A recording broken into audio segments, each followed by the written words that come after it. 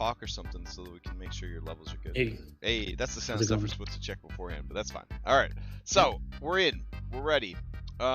15 minutes late or 15 minutes early for our secret 7:30 start time. Who knows for sure? All right, it came to our attention that this is the 53rd episode of this VODCast. 53rd episode of this VODCast. That's some consistency out there. I have heard that to be consistent is actually better than to be good. Yep. Yeah. I mean, sadly, because like nobody wants something good that then just goes away. You know what I'm saying? Nobody wants like a great show and it gets canceled after 3 sessions or 3 episodes or whatever. Yeah, like, so consistency. I'm proud of us. We've really kept it going. We haven't broke our backs over this. You know what I'm saying? We're still low production. We definitely don't have any writers. We don't have a director. We don't have a budget. We don't make any money. We're doing great. This is like the most pure. We have no sponsors. The words that come out of our mouths, well, except for the Forge VTT for all your hosting needs for Foundry, but like all the words that come out of our mouths, they're like untainted by corpo corruption. Like we just say whatever the fuck we're thinking, it just comes out. Whoop, there we go. And we've done that 52 times. 52. Aw, thanks, buddy. You and me holding each other up on the internet. I had ads, but you know. All right, so what do we got? We're gonna look through every single one. The first one we started as a on a whim, right? It was just like, yeah, man, you want to do a vodcast? It's like, okay, and then we started doing a vodcast. And then we just forgot to stop. All right. So I've got our playlist open from the past year. And it's hard to see. It's not very big. I'll try to zoom in a little bit. Hold on. There we go. That seems like better somehow. Nope. No, I'm just making it worse. All right. Okay, so episode 1, and this is partly because when we were asking people like, what should we talk about? They're like, the things you've already talked about before, and then we're like, oh, well, we already talked about those things. And then finally Will was like, is there a place where you have written down everything that you've done so that we know like what topics, you know, we can just watch them? Have I got news for you? There's a new website called YouTube. And see, all of the episodes are on this site. I made this site myself, actually. It's called YouTube, and it's a play on the TV used to be called like the boob tube, and now it's called the YouTube because you're a boob essentially. So anyways, you go here and look, all the episodes are here, and this other thing that we came up with called labels. See, they're all labeled. It's incredible. It gets even more insane. When you click on, I don't know. Label sounds like a name that's already, maybe title. Titles? Okay, yeah. Title. And then if you click on one of them, there'll be a description. Now it ain't a great description, I'll give you that, but there will be a description. So like, I mean, we're kind of there, but I do think a searchable document like a Google Doc, and then we add that to the description of the videos and maybe like on the Discord server. That's not a bad idea. That's a pretty good idea. Will's got a kind of big brain. Will's definitely not the biggest brain on the server, but he's got a pretty good sized brain.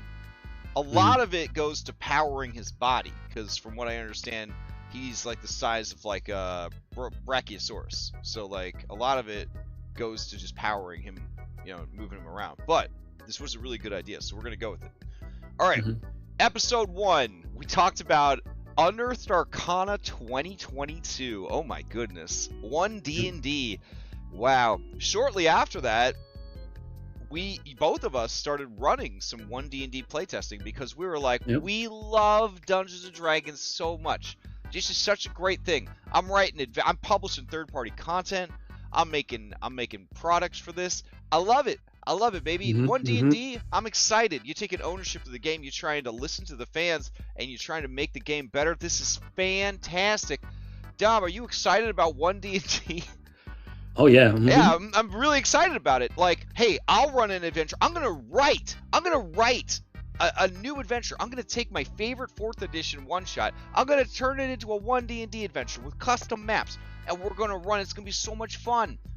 And then you were like, oh, check this out. I'm gonna run an entire heist. We're gonna test out the new rogues. It's so much fun. I love Dungeons and Dragons. Man, that takes me back. That takes me way back.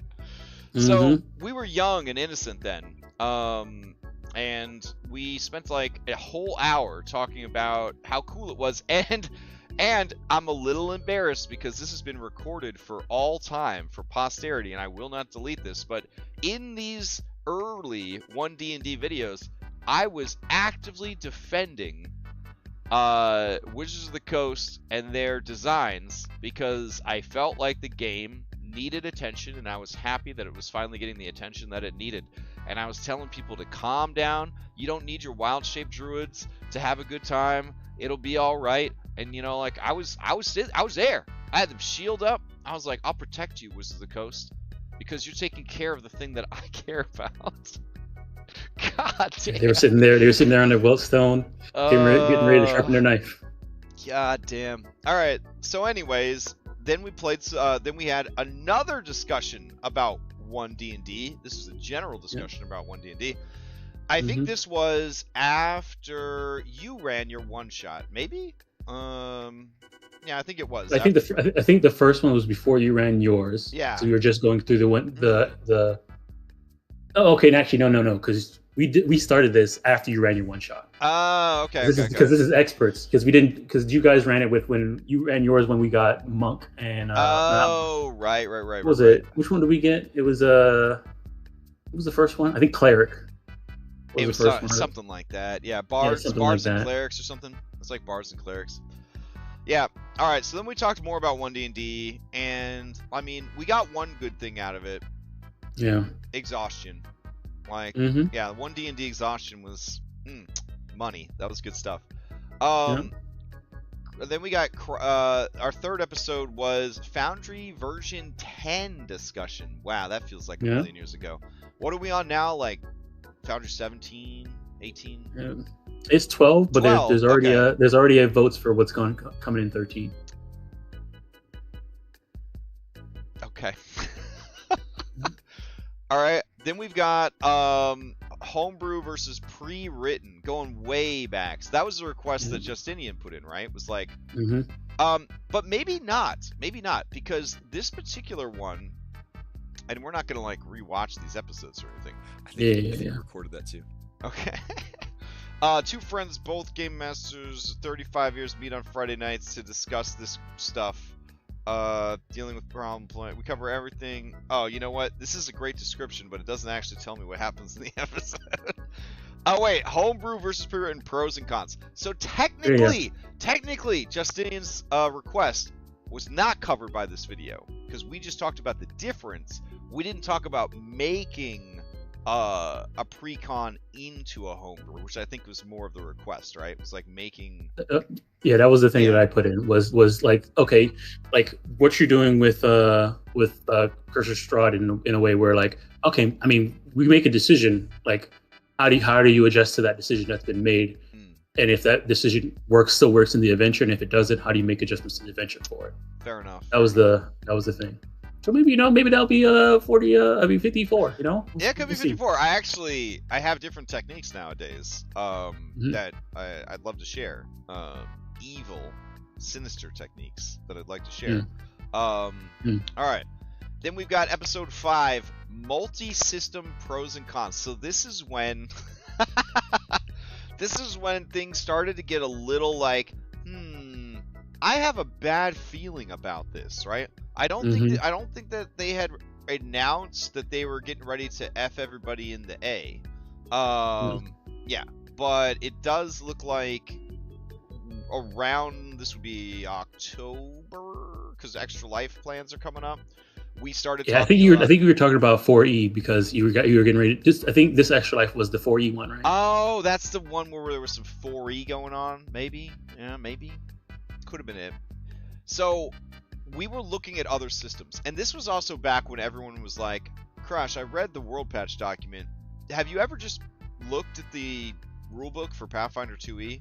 And I'm like, "Go away! I hate you." And then they're like, "Okay, but I mean, your world patch document, it's just the rules for Pathfinder 2 applied to 5th edition D&D. I'm like, "Get out of here. We don't got time for this."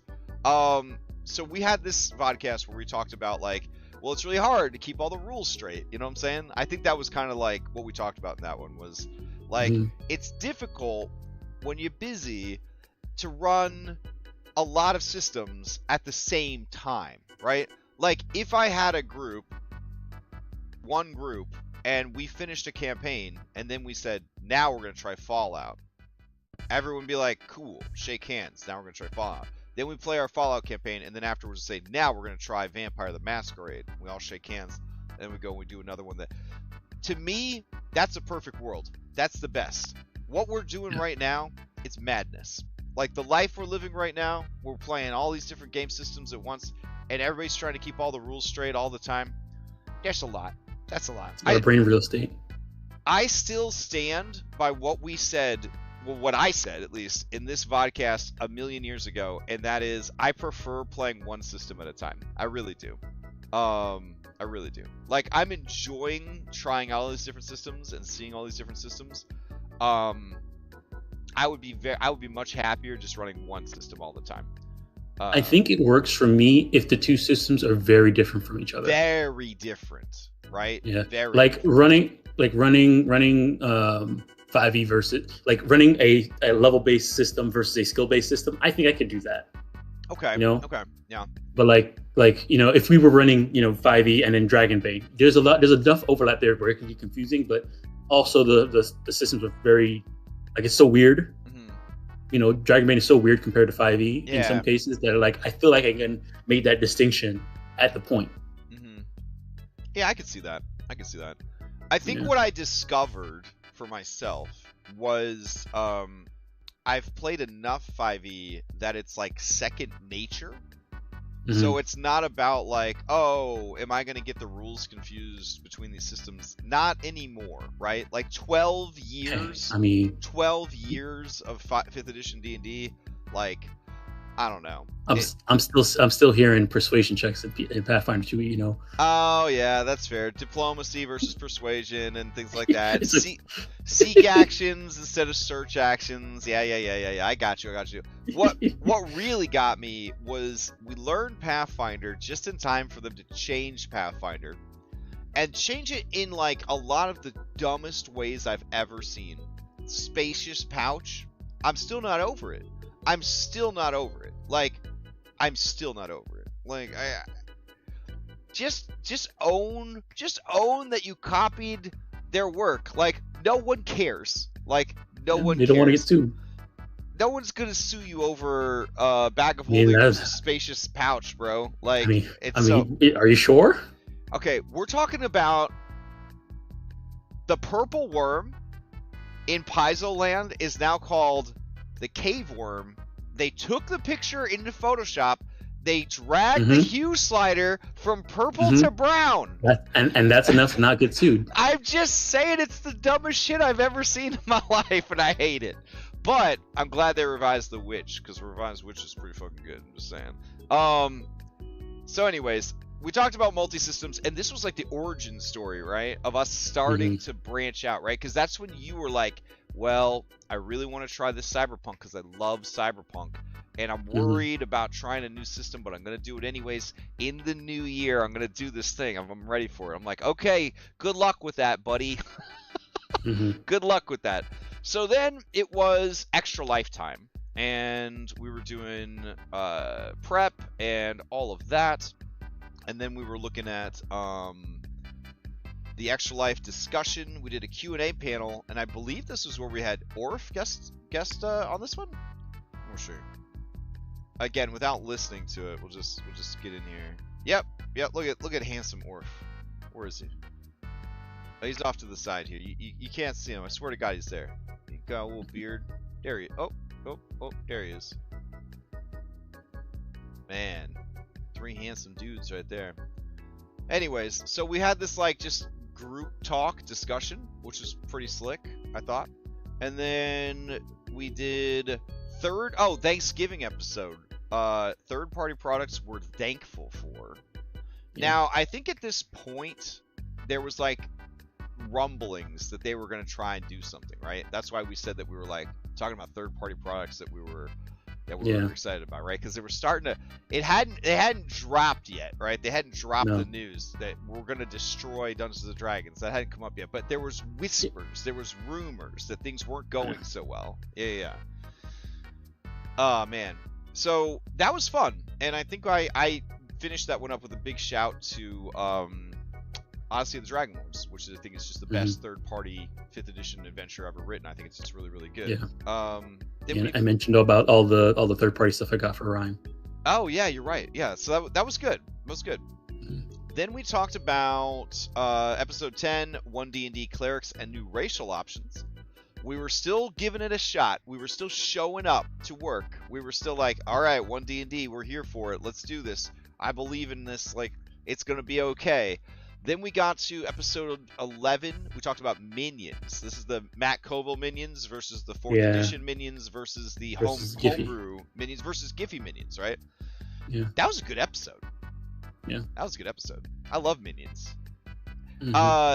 Was that around the time that you guys, like shortly after that, didn't you guys fight like 2 warships full of dudes, like to demonstrate like minions? I think at this point we did the warship and we did the bees in Monster Hunter. That's right. I had some minions this past Wednesday night because my friends and family CRASHDOM group, they babies, so I gave them minion twig blights to fight instead of real twig blights against the Gulthius tree. So yeah, I mean, I gotta take care of my babies, you know what I'm saying? Like, they didn't sign up to get tortured like the rest of you guys. Yeah. I'm so sorry. All right. Then we've got, let's see, OGL scandal, hoax, or the end of everything. So this is when we dipped our toes into the sensationalist newscaster. And it was pretty wild. Yeah. We had a lot of feels. It was a lot. It was crushing. It was honestly, like, I was working with a team of people from the server, and we were trying to make like an adventure series for 5e, and it just completely took the wind out of the sails of like everybody working on that project. And just because like at first it's like, are we making this to like not even get to do anything with it? Like it was that bad. And then by the time like it got sorted out, like all like the any and all interest and like passion in the project was just like gone. It was very, very sad. All right, then we've got the episode 13 table talk. Now I'm assuming this is talking about like people showing up to play D&D, but they're just talking, like friends and family group talking about an upcoming birthday celebration or something like that, instead of playing Curse of Strahd. We only get 2 hours a week, guys. Let's focus. Like table talk. If I remember correctly, I think our take was that, you know, expectations. Like if that's the type of game you're playing, then yeah, okay.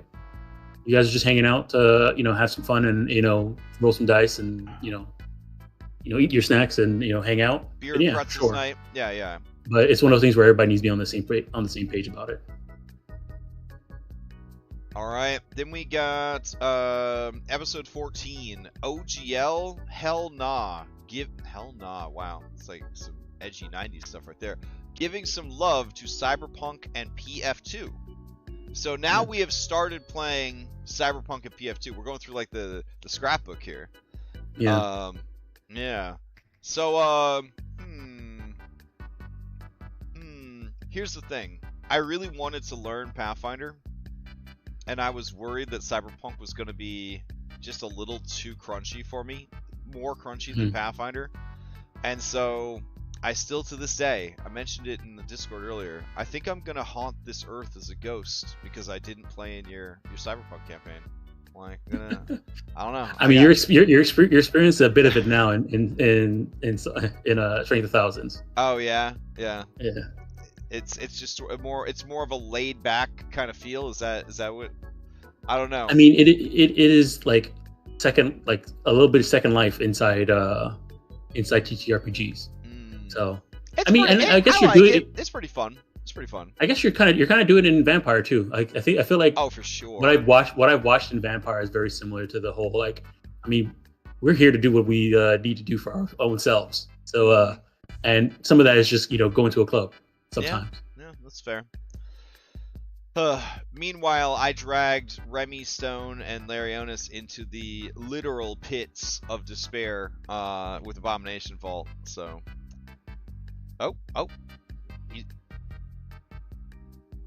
he ran away. Okay, he's coming back. Okay. Yeah, I just have to turn on my light. Oh, no worries.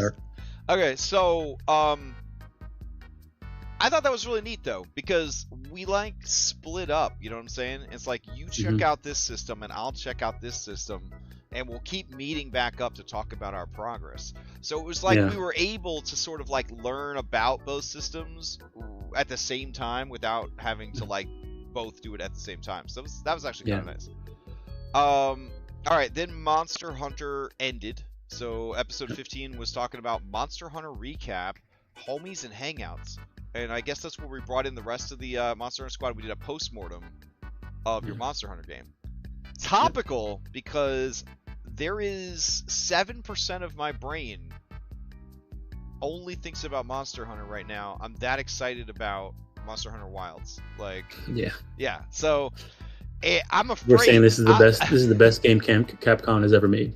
We're saying let's saw it at the event. Listen, I'm gonna do whatever I have to do to make sure I have 1 or 2 hours every day to play that game. Like, I'm gonna do whatever I gotta do. Whatever I gotta do. It's coming on all systems at the same time for the first time in a long time too. Oh my god! And from what I understand, it's more like World than like any of the other games. This is what they said. It's a direct sequel to World. Oh my god! Like I'm just so excited. Okay. And from what I heard, I don't know if this is true, but it's supposed to be crossplay, so like people on who get it on console can play with people on PC and stuff like that. Oh my god! We'll see.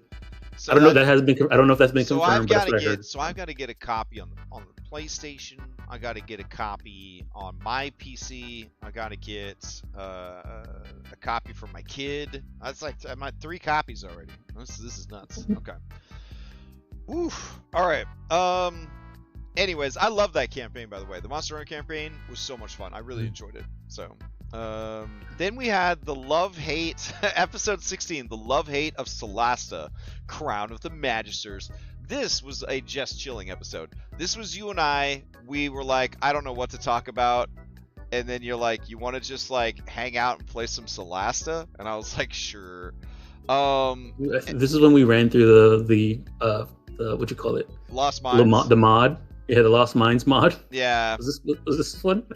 Okay. I think morale was like in the trash can at that point because of how bad things were going with D&D and Wizards of the Coast and stuff like that. I think it was just like really hard to get excited about tabletop at that particular week or that particular time.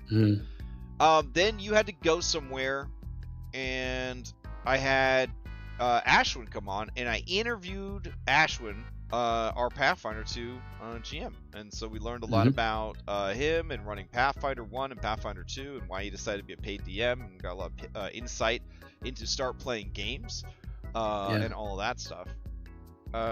Then you came back, we had episode 18, and you talked about Cyberpunk, and I talked about Pathfinder, so we did like a book report. Yeah, book report. And we have a couple of these, of us just book reporting Cyberpunk and Pathfinder. Alright, then we had 19, introducing tabletop to noobs and norms. Damn, that sounds like a good episode right there. I think this is because I had 2 friends that don't play any tabletop, and I wanted to have them try out the beginner box. Ah, okay. Gotcha. Then we had D&D movie release. Spoiling the movie, episode 20. That was a good ass movie. Good-ass movie. And you know what? Paramount's like, nah, it didn't make enough money. It didn't make as much as Barbie. What? Yeah, I mean, of course, it's gonna make enough money. Yeah, so then they canceled the TV show. There was going to be a TV show on Paramount Plus, and they're like, no TV show, no sequel, no, we're done. Ridiculous. That movie was cinema. Okay, that was a great movie. Man, we talked about it at length. A whole hour and 6 minutes talking about a movie. That's almost as long as the movie. yeah. All right. So then we had special guest Orpheus. Do players and GMs have an obligation to lore? Oh, that was a good one. My regret on this one is we had really bad sound quality on this episode. I wouldn't mind like getting Orph back on to like re-record this VODcast with like all three of us and like better sound because like sound was real bad back then. All right, let's see. Then we had, let's see. All right, then you got back and we talked about the actual game CyberPunk. Oh, that was good. That was really fun. We should do more video game book clubs. That was really nice. Like everybody got together. I mean, the numbers weren't nice. It has like it has the lowest views of any VODcast we've ever done. It's also a spoiler cast too. So. Oh yeah, that's true. But man, it was fun talking about all the different endings. Every one of us had a different ending. That's what I thought. It was like scripted almost. Like it was 4 of us, right? And each of us had a different ending to the game. That was cool. Then we had a Foundry VTT tabletop chat. Okay, is that where we just talked about like our favorite things in Foundry? Or did we go through mods? Maybe we went through mods. Which one are you looking at? You're looking at 23? 23. The thumbnail says Foundry VTT tabletop chat. I think that one we talked about the systems for each of them: 5e, Pathfinder 2e, and CyberPunk. Oh, like what you get in Foundry? Yeah, in the Foundry system. Oh, like we jumped around to the different stuff. Yeah. Maybe it just looks like I'm going through a lot of settings. It might just have been me being like, I finally got on Foundry 11. Yeah, I think that might have been it. Yeah. All right, and then let's see. Then we went to Dragon's Dogma in 5e. So Birth of the Saurian. Yes, the Saurian. I felt like they kind of underperformed. I mean, they did a lot. I mean, they messed us up pretty bad. Yeah, that's true. Not every fight has to be like everyone's on the ground dying. So they cost us a lot of resources. Yeah. They did what they needed to do, which was slow you guys down. Here's the thing. I could tell you this now because it's too late for you to go back. No, wait, I can't because the other group might be listening. Never mind. All right, I can't tell you, but I'll tell you someday a thing about those Saurians that would have changed your lives forever.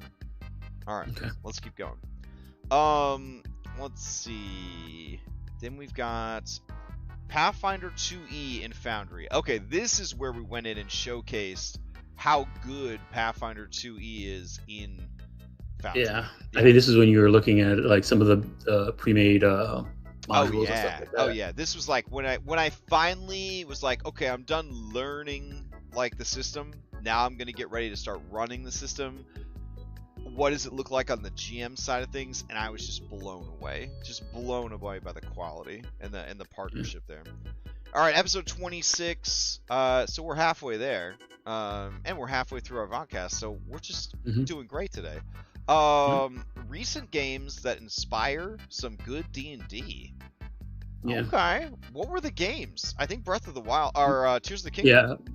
Yeah, I'm pretty sure you mentioned Tears of the Kingdom, Dragon's Dogma, and CyberPunk is, that. And so, Diablo 4. Diablo 4, Monster Hunter, I believe. Solasta. Yeah, there's some good ones. These feel like ones that would be good to do throughout the year. You know what I'm saying? To kind of check in and be like, hey, played this. It would be really cool for D&D purposes, blah, blah, blah, blah, blah. Like, yeah. Huh. Okay. I will say, onto that, like right now, cozy games like farming games and stuff like that has helped me with the NPC stuff that's in Strength 1000. Oh, that's great, man. That's good to hear. I feel like your NPC role playing is getting stronger, like as you go. I wish kind of that I was playing a character that was more eager to make friends and engage with people, and less like focused on just doing her own thing, her own way, to eventually, But you have full control of your character development. Yeah. I feel like, I don't want to give you spoilers, but after last session, there was like a transformative moment. I'm gonna seize upon that. I'm gonna see where it goes. Assuming we all live, because your dice started to heat up and it got pretty tense there. It got a little scary. Yeah. I mean, it took a while to pick up, but once it. Oh my god, yeah, it was a slow build. All right, so then, TTRPG metagaming, the discussion. That was a good one. That's a good one too. Yeah. Yeah, I think we covered everything about metagaming, what it means to metagame, why why a certain amount of metagaming is okay. Yeah, and you kind of want a certain amount so that the game can move forward. Exactly. And it also, especially if you are in the habit of playing lots of short campaigns, like how many times you gonna make believe that you don't know that a troll gets burned by that loses tradition to fire? You know what I'm saying? Like how many times you gotta pretend that you don't know that shit? You know what I'm saying? Yeah. Yeah. So then we got, let's see, in an isekai game though. I mean, isekai game. That's something we could do a vodcast about. Converting any adventure into an isekai adventure. I don't know. I'm really into that. I know that it's not everybody's cup of tea, but I think that the games that I have run as isekai games have had like a little extra. There's just been something in there, I think, that's, I don't know. They hit different. Yeah, for sure. Yeah. All right, let's see. Then we had episode 28, character death. So this is one that gets requested a lot, but like we already talked about it in episode 28, and then we did an hour and 18-minute discussion about character death. So I really feel like we went deep. We talked about like what happens when they die and all that jazz. So. Yeah, this was after I had my first character death ever. That's true. Hold on, I want to check in with chat real quick. Since we're about, we're halfway mark. Let's see. Angel Sauce says, "I like how unfiltered you guys are." Me too. We're like a dangerous cigarette from the 20s. Will says, "I strike gold occasionally." Sure. Let's see. Rack to Strike, Force Barrage. I mean, I feel like Will. God dang it, Will. All the new names feel like Kmart versions. Damn. Oh man. Yeah. I got my spacious pouch off of Wish. What are you talking about? Wish.com. It's fantastic. Let's see. 30% is all you need to be legally distinct. # not legal advice. Thanks, Red. Remember when it started because you started to play Solasta with that huge banner? Oh yeah, when the OGL thing started, we just started throwing up like free OGL or whatever while we were playing Solasta. Oh man. Let's see. I am Mr. V. I'm also running Crystal Strahd. My players just crushed the Coffin Maker shop at level 5. Boo! Boo! I played Crystal Strahd with one of the players before the campaign fizzled out and took all the PC art and made zombies of them using Stable Diffusion with Slayers watching one of the PCs. Oh, that's kind of cool though. That's a cool idea. Yeah. Let's see. Wednesday group appreciates my restraint. Yep. I mean, I gotta stay married / friends and family with those people. So, I Mr. B says I'm a huge cyberpunk genre fan, but I've only played the CD PR game. I mean, it's a pretty big genre. There's a lot to enjoy and indulge in. So, I mean, for me, like the only cyberpunk, like actual cyberpunk property game that I played is the cyberpunk game, and then watched the anime. But I like, the genre, like Blade Runner, stuff like that. Yeah, that stuff I've watched. But like actual CyberPunk. I think the only thing that I was part of before that got me into it was the game and the anime. The 2077, the video game, on a PlayStation 5 with a PlayStation 5 controller, it's one of the most pleasant experiences in gaming I've ever had. Like, it just controls so well, like, and it's just so immersive and so fun, and it's just a great game. It's a great world that they've built, and the attention to like user interface of like the menus with the controller and how the controller plays and how it reacts and how it feels. It's just a great experience. Like, it just feels great to play that game. I love the feeling. It's a weird thing to say, but I love the feeling of playing that game. Yeah, it's really, really good. And then referring to the D&D movie, I wonder how much the special effects cost compared to Barbie. Here's the thing. Barbie's advertising budget was insane. Like, they built a Malibu townhouse in Malibu and painted it Barbie pink. They used so much pink paint to advertise the Barbie movie. There was a global shortage of pink paint. They used so much pink paint to market the Barbie movie. You know what they did for D&D to market the D&D movie? They tried to fuck all the fans in the ass. So there was a little bit of a difference between the advertising campaign for one movie and the advertising campaign for another movie, and then that might have had something to do with the numbers. I'm just saying. I mean, it might have had something to do with the numbers. I don't think Paramount must have been upset with Watson, you know that? D&D was literally at the highest point of its entire life, and it had the movie coming out with an all-star cast, and then they were like, but what if we tried to, I don't know, screw all of you over and completely murder the entire community that's made the game successful right before the movie comes out? I wonder why the movie didn't perform as well as it could have. That's so weird. We'll never know. We'll never know for sure. That's the thing. We'll never know for sure what went wrong.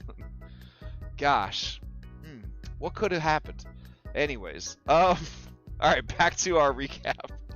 Let's see. Then we talked about Baldur's Gate 3. Act 1 spoilers. Impressions. Dude. I think I'm allowed to say this on this thing. Because, I don't think I can be. Anyways. I may or may not, yes or no, have done different drugs in my life. Vagueness. I'm going to tell you right now, the high I was on when we were playing Baldur's Gate 3, it was something else. It was some wild times. It was some wild times. And in a way, our 4-player co-op, it ruined the game for me. Because to play the game by yourself, it just felt a little boring. Like, after playing it, like, it was like I haven't completed a second playthrough. Yeah, I made it to Act 3, middle of Act 3, in my 2-player co-op with my kid, and then life got really busy, end of the school year for them, a lot of stuff going on for me, and then Final Fantasy Remake came out, we wanted to play through that, so we haven't really touched it, because it just started to feel like a chore to, like, do Chapter 3. Like, Chapter 3 just is, like, a chore. And it even felt like a chore in our playthrough, right? Like, Chapter 3, like, they could have ended the game in Act 2, probably, and then sold us Chapter 3 as DLC, but Larian's not that kind of company. Do you know what I'm saying? Like, but any other company, they would have given you the first 2 acts, and then they would have sold you the 3rd act for another $40, and everybody would have gladly paid for it. And then I have a solo playthrough where it's modded, and it's on like a pretty high difficulty level, but I have all the characters in the game like in my party, and everybody's going around with no pants on, and it's a great time. And I've got all the spells from 5th edition, like all of the spells from 5th edition, and it's just broken, and it's like a lot of fun, but it's not like the same kind of fun. Do you know what I'm saying? And like, I just can't. Really cool. Yeah. You know, what would be really cool if we could have a multiplayer campaign where everybody plays all of the characters. I mean, with mods, definitely happen. Yeah. Like each person is a character, like one of the origin characters. We have all of them in one party at one time. Oh no, that'd be great. Like, would the mod allow that many people to play at once? Though I think it's still capped at 4 players, though. Yeah. Now, if we could, if they come out with a way to have like 7 or 8 people play Baldur's Gate all at the same time, and we could all play as like story characters, that'd be crazy. But yeah, I was blown away. I was like, this is like so fun. It was just like, it was like, I wish 5e could be this good. You know what I'm saying? And like I felt at the time that it was my fault that like my 5e was not as good as Baldur's Gate 3, but I also think that there was like a lot, looking back at it, I do think that there was a lot of like imposter syndrome. You know what I'm saying? Because like I know in my heart that I run a pretty damn good game, right? And like I run a good game, and I run a good game with the platform that I have available and the medium that I have available. And like the fact of the matter is, I didn't have an entire team of people build like static 3D environments that we could plan incredible encounters around. You know what I'm saying? Like you know, we're kind of the encounters are like planned for that experience exactly at that point, and there's not really much. There's a lot of branching in Baldur's Gate, but it's not as infinite as a tabletop RPG where imagination and there's no limitations based off of the right. The only limitation is what you're willing to allow. You know. Yeah, like when we played Celasta, I had a great time, and there were things that happened in Celasta where I was like, that'd be kind of cool to bring that over to D&D. You know what I'm saying? Like, the maps in Celasta were all very cool. Like, we love the maps in Celasta. And I love that they're releasing a book. They're releasing a third-party supplement that has all of their broken-ass subclasses and stuff like that. So, College of Hope Bard, I mean, fantastic. Love it. It didn't grab a hold of my, like, heart in my mind and my imagination the way that Baldur's Gate 3 did. Like, I was just like, and remember, well, I mean, it sucked its teeth in you from the old like memory of 5e lore too. Yeah, that's true.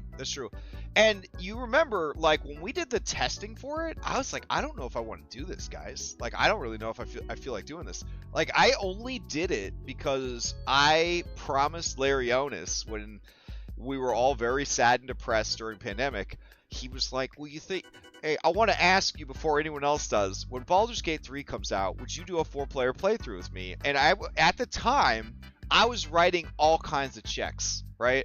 People were like, bro, I'm sad in the pandemic. Will the sun ever come out again? Will there ever be happiness in this world? And I'm like, there will, and I'll be there with you.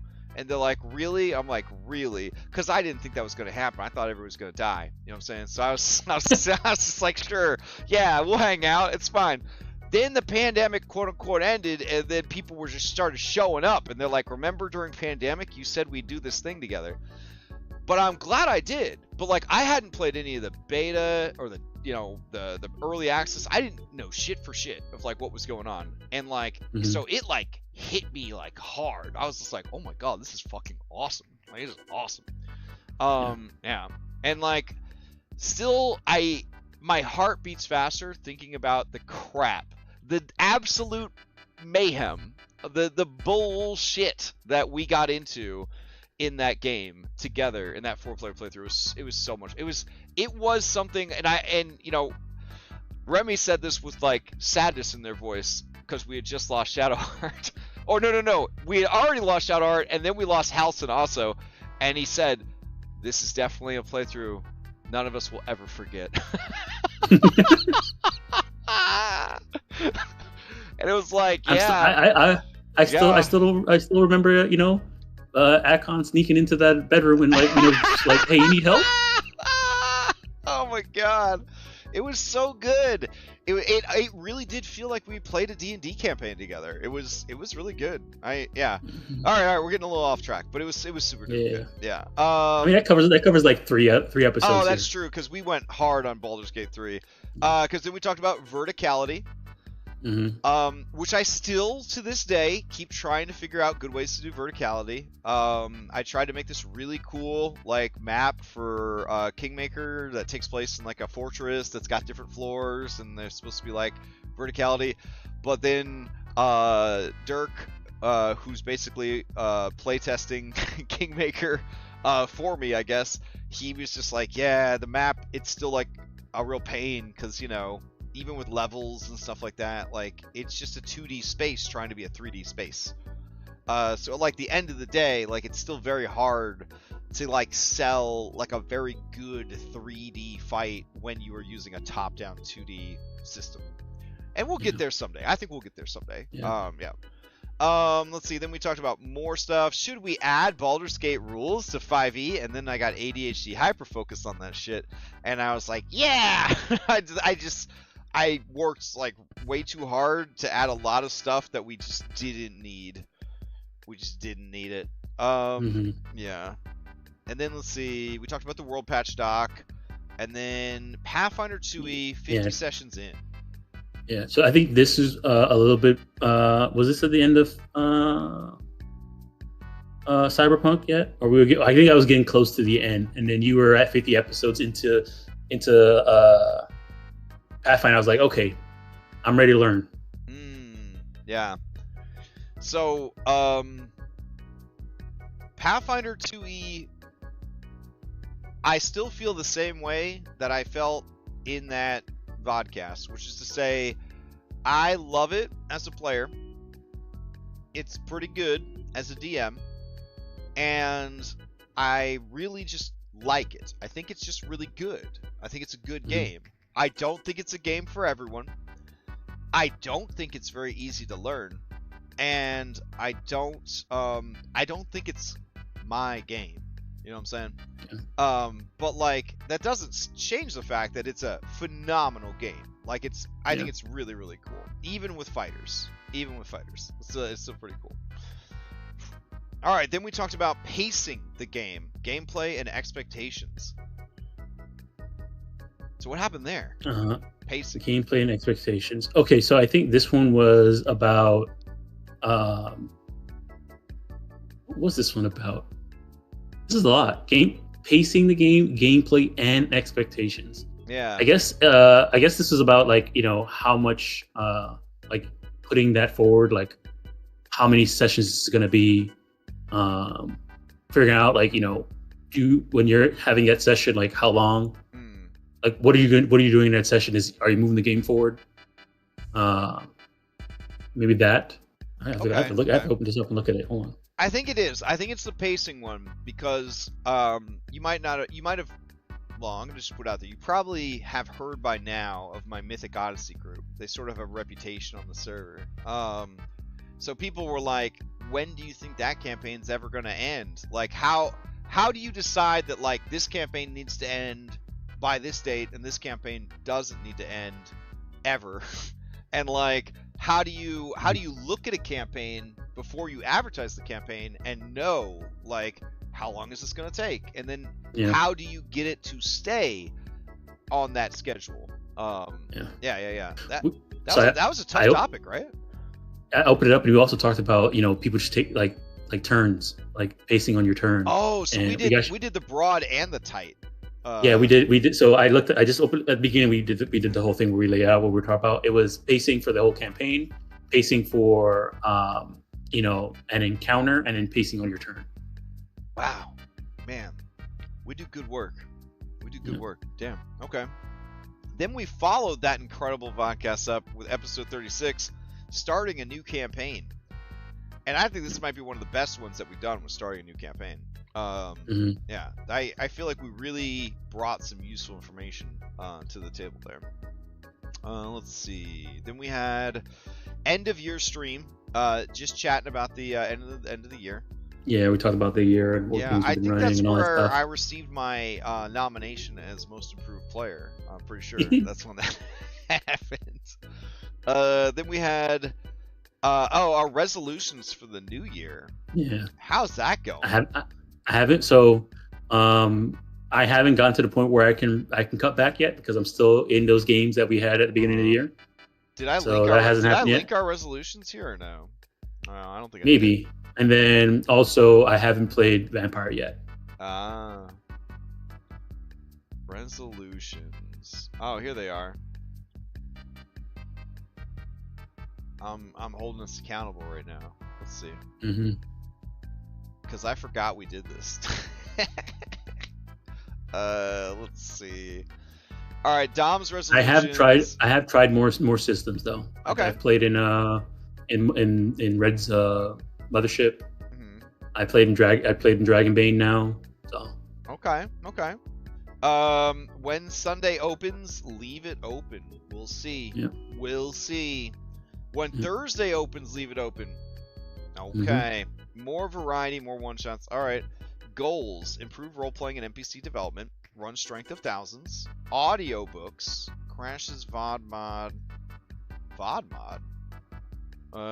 Sign up for roleplay heavy one-shots. That's a good idea. Try Vampire the Masquerade. Try Starfinder.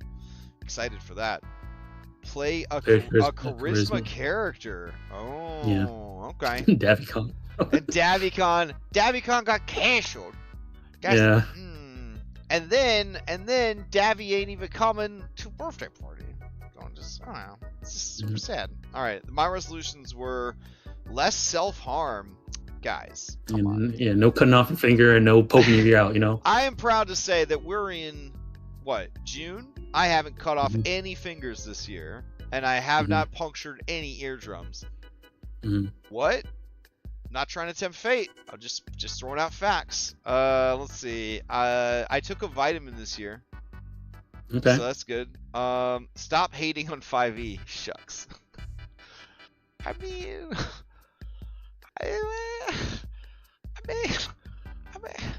stop rushing to the end. Okay, I feel like I've been doing good on that. I haven't been rushing to the end anymore. All right, goals: finish Mythic. Oof, it's gonna be close. It's gonna be close, especially if I have to stop rushing to the end. It's gonna be close. Revise my Roll20 tutorial. I'm glad I didn't. I was gonna do it in April, and then they announced that they're like revamping the whole platform onto this Jumpstart shit. And I was like, that would have sucked to have done an entire tutorial series and then have to do the tutorial series all over again. Run more Pathfinder, check. Play more Pathfinder, check. Try out the MCDM system. Haven't done that yet. Try the Vampire the Masquerade. Check. Play Kingdom Death. Check. Davicon. Aww. Davicon was big on our hearts. Can we leverage Birthday Reclamation as the replacement for Davicon? Sure. Okay. All right. Fair. Then we're doing great. We're doing great.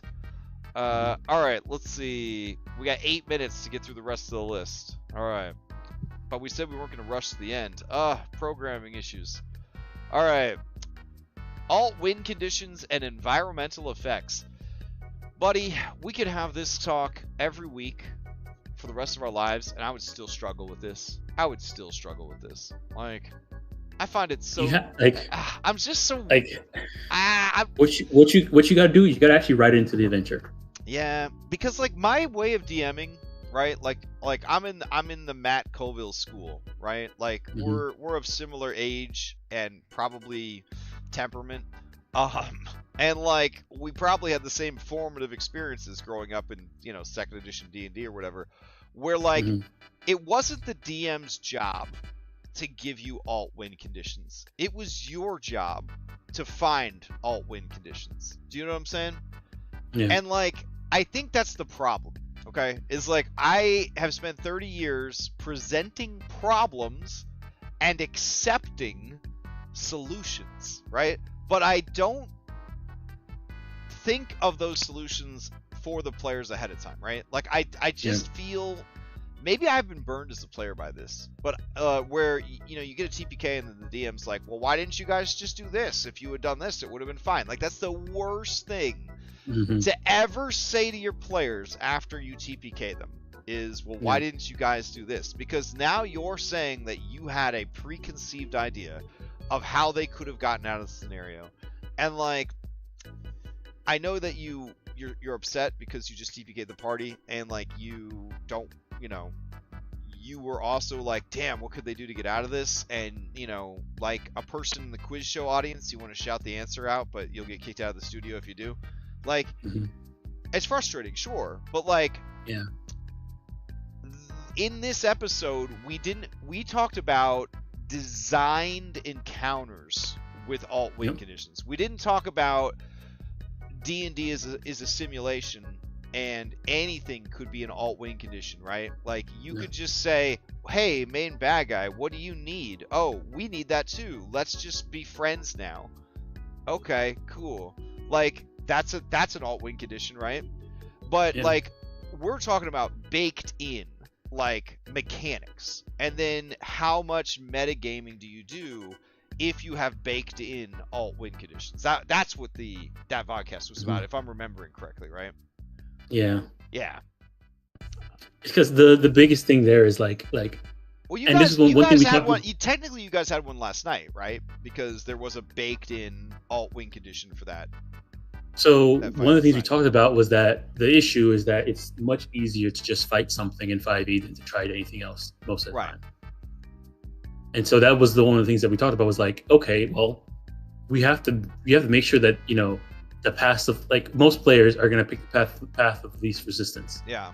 They're going to be trying as efficient as possible, or you know, whatever is the most fun, and maybe the most fun for them is fighting. Right. So yeah, they're gonna, and like, you know, there's more options in 5e to fight something than there is to not fight it. Like, if we go into a fight and go to an encounter and you can either just kill everything or you can solve a puzzle. I mean, you have more options to kill stuff than you do have to solve this puzzle. So what I am enjoying about Pathfinder 2 is that because it is so video gamey, right? Because it's, you know, built on a 4e skeleton, and 4e was built specifically to feel more video gamey than 3rd edition. Like, they wanted to feel video gamey because they were like, people like video games. So like, let's get some of these World of Warcraft kids over here, right?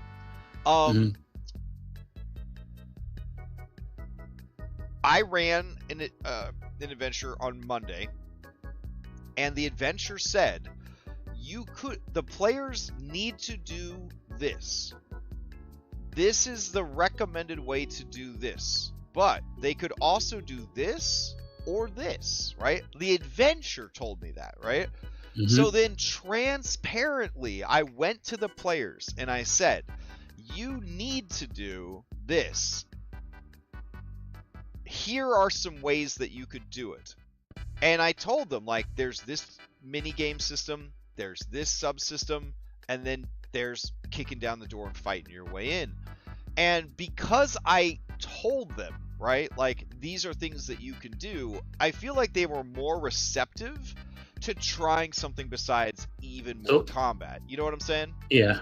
And I did this a lot in CyberPunk, because whether they were put with a situation, they have a skill called deduction, right? So I would have, one of the players was very good at deduction, so I would have that player roll, and depending on how high they rolled, I would say, okay, these are a couple of things that you might feel like could probably work, and I'll give them something to at least jump off of. And then, you know, they came up with other stuff too that was neither of those things, but in that case, a lot of time, and also in CyberPunk, it's, you know, if you just go in guns a-blazing, you'll probably get in trouble and get, you know, attacked by, you know, assassin, you know, cyber ninjas, stuff like that. So there was always gun turrets and all that stuff. Yeah, there's always a feeling of like, okay, how can we do this without, you know, just going in guns a-blazing, which led to a lot of options. CyberPunk, a single hit can kill you, right? Like, if it's a bad enough hit, right? Yeah. So bad enough hit. Yep. And I think to a certain extent in the Curse of Strahd games, right, where a level, like CR0 monster could get a nat 20 on you and bite off your arm, it definitely has made both groups think a lot more about whether or not they want to get into fights. Yes. You know? Yeah. Yeah. Like generally on Thursdays, the only person that's really picking fights that don't need to be had is the person that's the hardest to hit that doesn't get hit as much. And then everybody else just has to worry about getting munched up by critical hits. But yeah, it definitely changes the way that the game is played if combat is a bit more lethal, right? Yeah. Like Pathfinder 2 players know that things can get out of hand real fast because the math is so tight. So like if their option is to try out the infiltration minigame or to try out the bamboozle minigame or fight an entire warehouse full of bad guys who have the high ground and defenses set up, probably at your level or higher. Yeah, and then there's probably going to be an endless supply of guards showing up. Well, now it's a lot more appealing to try something else. But you get Raw 5e, right? Where like almost every fight in Raw 5e, you're gonna kick ass at it, right? In Raw 5e, like, yeah, I see your point. Like, why would I bother? Like, why would I bother trying anything else? And as Mr. V points out in chat, you know, dinosaur brains say killing thing equals loot, right? If I'm bamboozling my way through, or if I'm sneaking my way through, I'm not going to get the loot, right? I'm not going to get the rare drops that character has on him. Yeah. So, anyways, so it's a topic that I wouldn't mind revisiting because it's certainly something that I think I will struggle with my entire life. Is just like coming up with alternative ways of doing something besides just saying, I mean, here's a problem. You know where it did work out? How you solve it? Where? You know where it did work out? Dragon Bane. Okay. The game that we played in, where we walked into that castle. Yeah. You know, like we had to figure out an alt-win condition for us was getting out of there. Oh, absolutely. Yeah, because you were in over your heads like right away. Yeah. And it's again where, you know, lethality made it so that we had to figure out a different way to do something. All right. Then we've got let's see. Oh, being a paid DM. I thought this was like I really thought that this one might do some numbers because we really put it out there, like what it was like being a paid DM and bringing in people to talk about it. We interviewed people for this and everything. Yeah, this was with Lauren. 90 minutes long, and like we talked about every aspect of paid DMing, even the awkward stuff, Then we talked about CyberVamp threat to the franchise D&D killers. What the fuck? Oh, we must have just done a book report. Okay. I think this was the day where we heard about the weird like super clickbaity YouTube videos. This is when this is where you got into the focus on clickbaity YouTube thumbnails. Oh right. And so we ended up doing this one and made all these cute little thumbnails until the hyperfocus wore off. Yeah.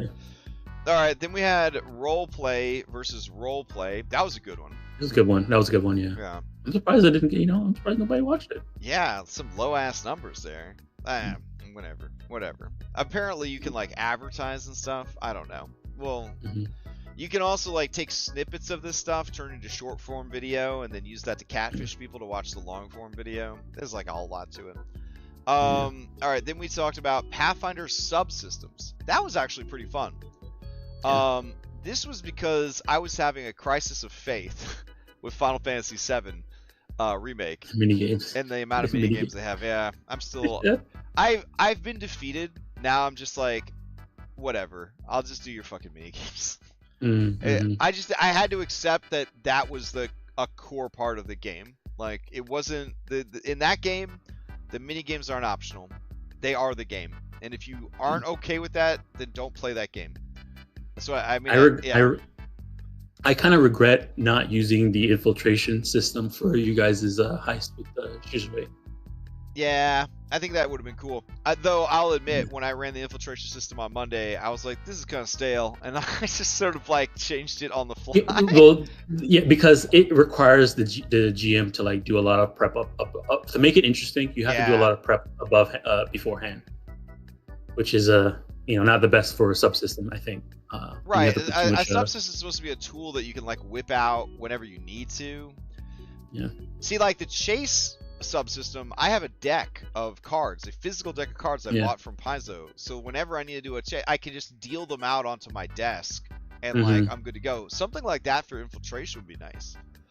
Yeah. I mean, technically we got AI tools, so I could make it. I could make a GPT and be like, learn all about infiltration system. Whenever I ask you, make a scenario for infiltration system. Like, I could do that. Yeah.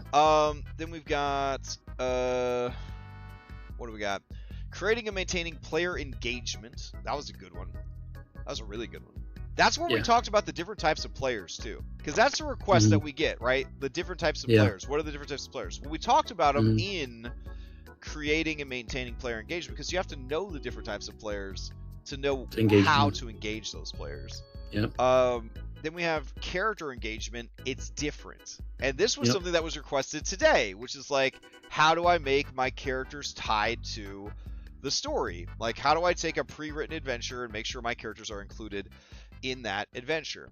I'm going to tell you how you do it right now. You're going to go to ChatGPT. And you're going to say, go learn everything there is to know about, and then give them the name of the adventure. Don't worry too much about how it knows everything about a copyrighted adventure. We're not here to talk about ethics or anything right now. Just listen to me. You're going to say, learn about this adventure. And then it says, I've learned about the adventure. And you're like, great. Give me 10 different ways that I could tie my player characters to the narrative of this story. And then it'll just tell you. And you're done. That's it. That's the video. You're done, guys. It's that simple. If you can't even if you can't even do the bare minimum there, that's sad. Okay. Now, you could take the 10 examples it gives you and then build off of them. That's what you're supposed to do. You use the tools for a foundation, and then you kind of build from there. But it can be very, very useful. Very useful. All right. What else do we got? Homebrew monsters in Pathfinder 2e, the Dragon's Dogma. Don't that's worry. Where we made that's where we made the Chimera. That Chimera he's hanging out in the Stolen Lands. He's waiting for some tasty adventures. It's gonna be some good stuff. You know what's funny? They made a new couple-headed monsters in the new Howl of the Howl book, and it's a very similar concept to what we did. Also, our follow-up, bosses, room to improve, and then I spelled improve wrong on purpose, is definitely on purpose, is like a joke, because improve is spelled wrong. That's why that's spelled wrong. Anyways, we did a follow-up on our boss video, and it was at that point where I was starting to feel that Pathfinder 2e bosses, they just ain't as good as Glyph bosses. I'm gonna put it out there. I've run a lot of Pathfinder now, and I've played a lot of Pathfinder now. I haven't really encountered any boss fights where I was just like, God damn, that was awesome. But like the Monster Hunter Glyph boss fights, that was fucking amazing. Like that Hermitar, that was good stuff. Like, it just doesn't happen in Pathfinder. They just don't have cool bosses. I'm sorry. That's the truth. They got cool monsters. They've got cool monsters. They don't have cool boss fights. They don't have mechanics for boss fights. And that could be a VODcast. I wonder if it's like you have to have a boss that its mechanic is bringing in other creatures. And then you could probably do some, because then the action economy kind of equals out, and then you end up having those tense moments. But like a single monster, unless they have some way to adjust action economy. It's called Paragon actions, bro. It's called Paragon actions. I'm gonna make it work. Like, I'm telling you, once I'm out of Outlaws, training wheels are coming off. My games are gonna be so broken. They're gonna be so busted. Oh my god. Like, oh man, I can just think about it now. Like, they have 3 Paragon actions, but the actions cost the amount of actions they normally do cost. Yeah. I mean, even that could work. Yeah. Do you give them a pair? So basically, where we would go with that, to get completely off topic, over time already, is Divinity 2. You know how they have like the little bloops? They have the bloop system? Yeah. Like, they would have every player character would generate like 2 of these little bloops, and they could spend them any way they want during a round. So a boss monster wouldn't have 3 Pac-Mans, he would have 8 to 10 Pac-Mans if you had a 4 or a 5-player group, and then he can spend them anytime he wants in between turns. He could jump in between turns anytime he wants. So does he want to move for 1 Pac-Man in between player A and player B? He can do that. Now he's got 9 Pac-Mans left. That's what I'm talking about, bro. That's good stuff. All right, focus. All right, we're almost at the end. All right, then we talked about mini games again, because I was so haunted by all these fucking mini games. Final Fantasy VII. Then we talked about DM NPCs. Oh yeah. And I feel like DM NPCs. We also talked about patrons, but like I feel like party patron could be its own topic. So I do think that should be a topic later on. Yeah. Then 50, we talked about replacing players, which is different than replacing dead PCs. And then we talked about Dragonbane, and then we talked about sandboxes. And now we're here. So, looking back, I feel like we've covered a lot. I feel like we covered all of the basics. We spent a lot of time just talking about systems that we liked. We spent 3 or 4 things talking about Baldur's Gate 3. Things that I'd like to revisit. I think we should just do some VODcasts where we design monsters. I think that'd be pretty fun. I like the idea of just talking about video games and how they could inspire your game. I think that's a good conversation to have. One thing we haven't done since the beginning is talk about new content for the system that we're going about, working with. So like we started off with talking about Runner for Kanas. I don't know if it makes sense to like maybe when start looking at some of the playtest packets again, right? Like Starfinder. Yeah. I guess since I guess I'm ready. I'm getting ready to run the field test, so maybe we could talk about that before I run it. Okay. Yeah. Or after I run it. All right. This was a good idea that we definitely planned in advance, and not thanks, Will, and not 10 minutes after we were supposed to start the podcast. Yeah. But now, with the sun having set and Friday evening settling in, we will bid adieu to everyone. I'll be back tomorrow morning to run some Outlaws of Alcastar High Noon, and then all day tomorrow we're going to play some Sea of Thieves, or at least I am. If anybody would like to also play some Sea of Thieves during community weekend, just hit me up on Discord. We'll find a place for you on the boat. You don't have to have any skills. You just need to be able to hold a controller, honestly. Because we're so bad at PvP that, you'll die if other pirates show up. Don't worry. And then you can blame it on us. Anyways, not a good sell, not a good pitch, but listen, it's a lot of fun. So if you want to hang out, play some pirates, that'd be great. And there's no Curse of Strahd this Sunday because Happy Father's Day. So, all right. Anything to announce before we adjourn? No, I guess I will say, if we talked about video games that inspire us, in our tabletop RPG content.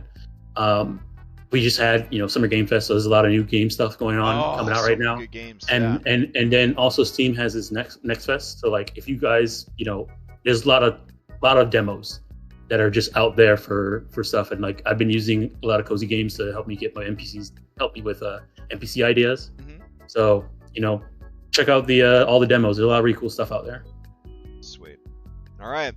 Everybody out there, enjoy your Friday night. Enjoy your weekend, Dom. I will see you around the Discord.